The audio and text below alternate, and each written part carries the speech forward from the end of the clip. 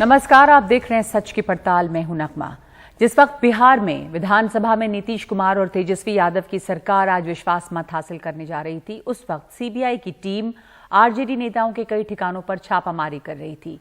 ऐसा नहीं कि जिन मामलों में आज ये छापे मारे गए वो आज के हैं, कुछ तो 2004 से 2009 के बीच के हैं, लेकिन छापे आज मारे गए जब विश्वास मत हासिल किया जा रहा था। तो देश भर में 24 जगहों पर सीबीआई की छापेमारी चली। बिहार में आरजेडी के 4 नेताओं के घर सीबीआई की कार्रवाई हुई। आरजेडी सांसद फयाज अहमद और अशफाक करीम के यहां टीमें पहुंची।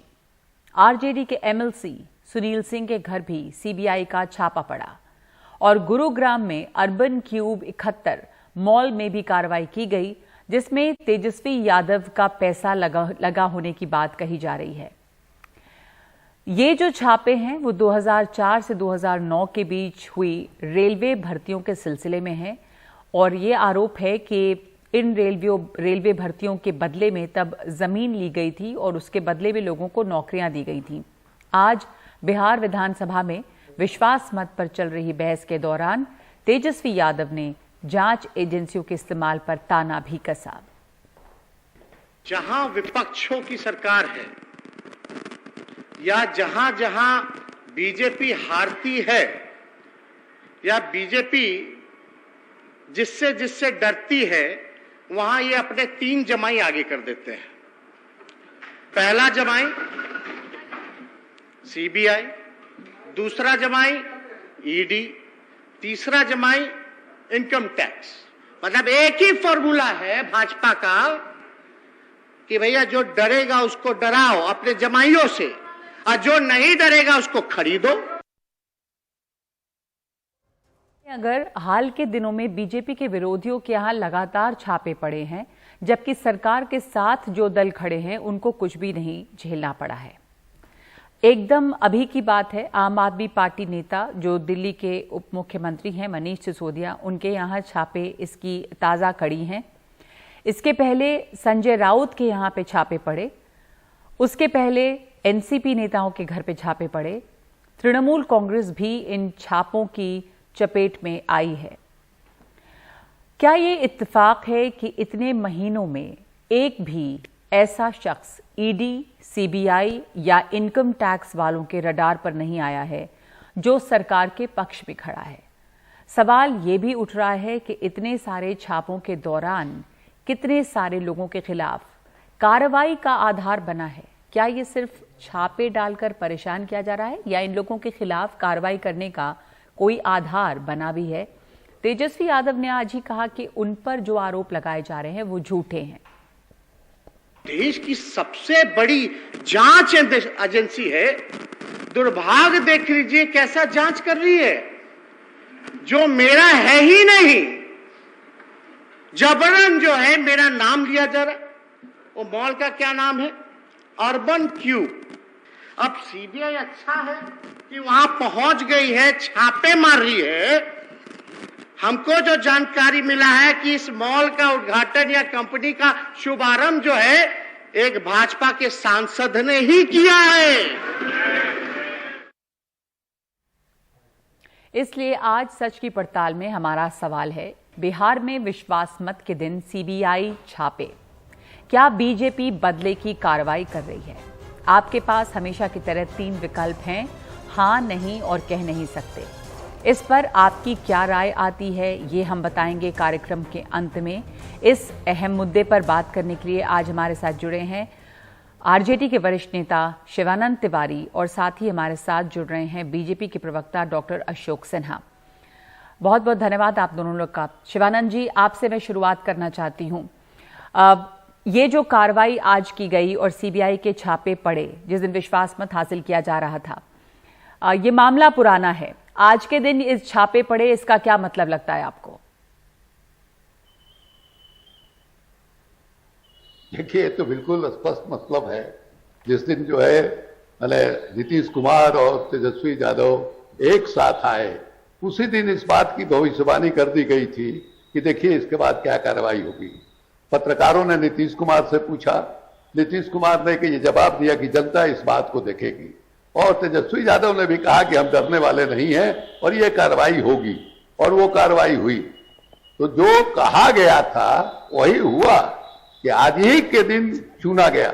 आप ये कह रही हैं कि केस पुराना है। आपको हम स्मरण कराना चाहेंगे कि 2017 में जब महागठबंधन की सरकार थी, उस समय राबड़ी देवी के घर पर छापामारी हुई जी। कहा गया कि तेजस्वी यादव के खिलाफ एफआईआर में नाम है। मीडिया की ओर से दबाव पड़ने लगा कि साहब आप जो है इस्तीफा कीजिए, आपका नाम जो है एफआईआर में पड़ गया। उस समय का मामला आज तक कुछ नहीं हुआ। कोई मॉल की बात थी, आईसीआरटी के होटल जो है रांची में और भुवनेश्वर में, उनको जो है किसी को दे देने की बात थी, लेकिन आज तक उस जांच का कोई नतीजा नहीं निकला। और उसी के बाद जो है महागठबंधन टूटा। नीतीश जी मैंने ये राष्ट्रीय जनता दल के साथ संबंध तोड़ करके भारतीय जनता पार्टी में गए। तो ये पुराना तरीका है और सरकार जो है इसका जिस ढंग से इस्तेमाल कर रही है कहने की जरूरत नहीं है। हम आपको यह भी याद दिलाना चाहेंगे कि जिस समय महागठबंधन बना था, नीतीश कुमार और लालू यादव एक साथ आए थे, उस समय माने प्रधानमंत्री जी नरेंद्र मोदी जी बिहार में आकर के उन्होंने 1.5 दर्जन जो है घोटाले का आरोप जो है नीतीश कुमार पर लगाया था।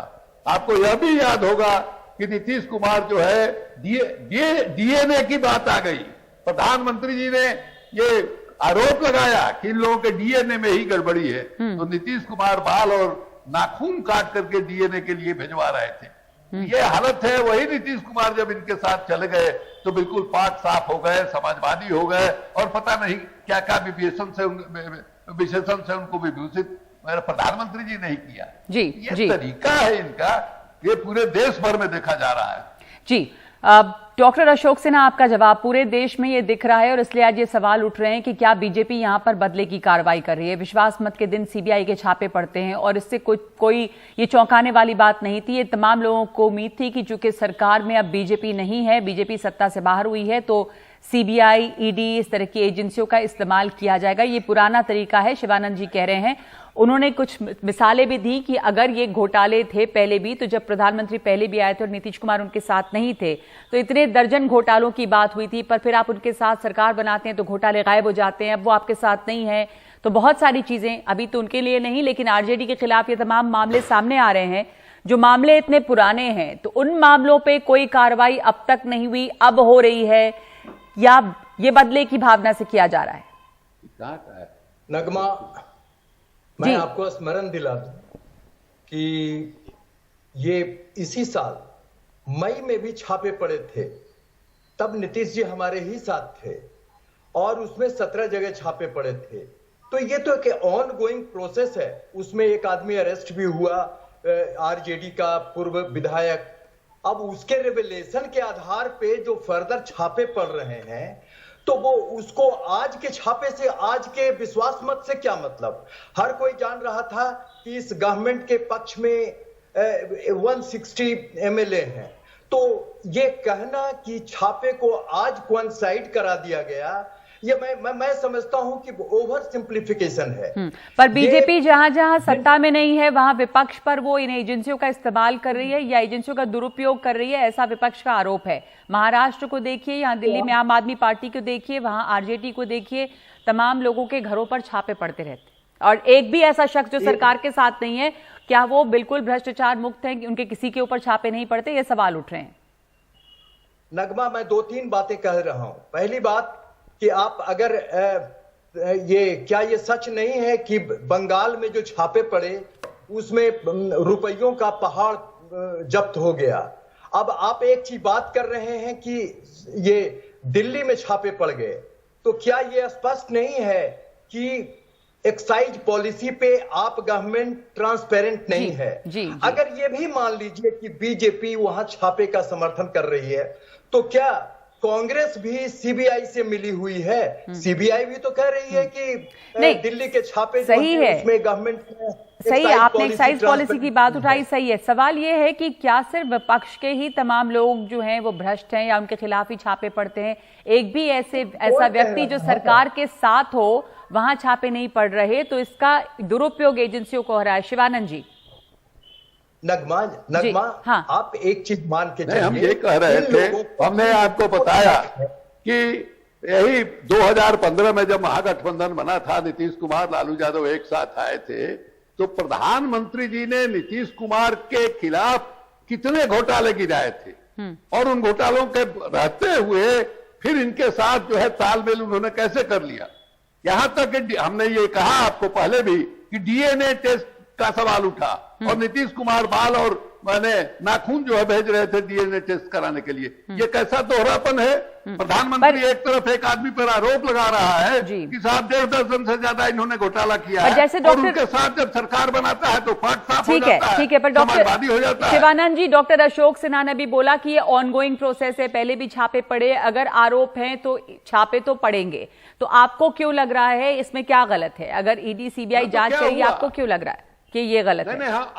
हम ये कह रहे हैं कि 2017 में राबड़ी देवी के घर पर छापा पड़ा, उस मामले में अभी तक क्या हुआ, हम ये जानना चाहते हैं। आज इस बात को तेजस्वी ने भी विधानसभा में उठाया कि उस समय जो छापेमारी हुई और आज जो है 2022 हो गया, क्या हुआ भाई उस छापेमारी का नतीजा? जी जी, कहीं तो यानी कि ये जो छापेमारी होती है, पटना में मॉल की बात थी। हाँ, आप कह रहे हैं कि जो छापेमारी हुई उस पर कार्रवाई क्या हुई, क्या वो किसी कार्रवाई का आधार बना या लोगों को डराने के लिए इस्तेमाल किया जाता है? अशोक जी। जी नगमा, सबसे बड़ी बात तो हम ये बता 2017 की बात है। ये कैसे कह सकते हैं हम कि ये ऑन गोइंग प्रोसेस रुक गया है? और आदरणीय तिवारी जी जो कह रहे हैं कि कोई मॉल की बात थी, पटने का, बिहार का एक एक आदमी जानता है कि क्या हकीकत थी। और जहां ये कह रहे हैं कार्रवाई की बात, तब वो तो लॉ का बात है। लॉ नहीं जानती है, बिहार के लोग जानते हैं, लेकिन सीबीआई नहीं जानती है। आज तक उसको पता नहीं चला। 2017 से लेके अभी तक आज तक पता नहीं चला। हमको याद है कि उसी समय मांग हुई कि तेजस्वी रिजाइन करें, इस्तीफा करें। यही बात कह देते हैं जी। आपने एक चीज और रेफर किया कि नीतीश कुमार जी के डीएनए के बारे में प्रधानमंत्री ने कहा। अब आप इस तरह से ये दे रहे हैं पॉलिटिकल तुक। उन्होंने कहा पॉलिटिकल डीएनए खराब है और इन्होंने नहीं, पर वही वो कह रहे हैं कि पॉलिटिकल डीएनए खराब है, बाद में आप उसी पॉलिटिकल डीएनए के साथ में सरकार बनाते हैं। और क्या डीएनए खराब होता है? पॉलिटिक्स मैं कह रहा हूं ये तथाकथित समाजवादियों का एक टेंट्रम्स है जिसमें वो हर चीज को जस्टिफाई करते हैं। अब एक चीज बताइए, कह रहे हैं कि हम समाजवादी हैं। अशोक जी माफ कीजिएगा, समाजवादी। अच्छा अशोक जी, हमारे पास इतना ही समय है, लेकिन ये आरोप इस समय लग रहा है या सवाल कम से कम उठ रहे हैं कि ये जो कार्रवाई अब हो रही है, क्या वो बदले की कार्रवाई है? क्योंकि ऐसा दिखता है कि जैसे सत्ता से बाहर हुई बिहार में कम से कम बीजेपी या जहां जहां पे नहीं है वहां पे विपक्ष को निशाना बनाया जा रहा है और ये इसलिए बार बार सवाल उठ रहे हैं।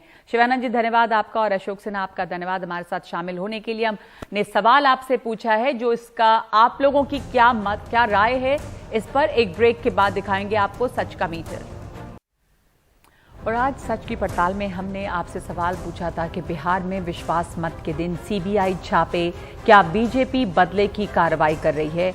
हमें करीब 15,000 लोगों के जवाब आए हैं, जिनमें से 91% लोग मानते हैं कि हाँ, यानी कि ये बदले की कार्रवाई है, और सिर्फ 8% लोग इसे बदले की कार्रवाई नहीं मानते, और 1% वो हैं जिनकी कोई राय नहीं है। तो इस बीच ये सवाल बना हुआ है कि जांच एजेंसियों का क्या विपक्ष को दबाने के लिए दुरुपयोग हो रहा है। आज सच की पड़ताल में इतना ही। नमस्कार।